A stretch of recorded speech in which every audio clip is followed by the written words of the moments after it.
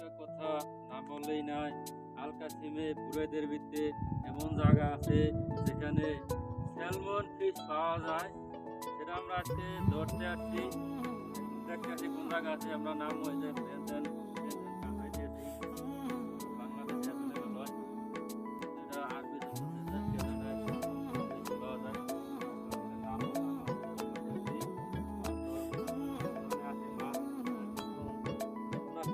ভালোবাসবো বাসবো রে বন্ধু তোমায় যতনে,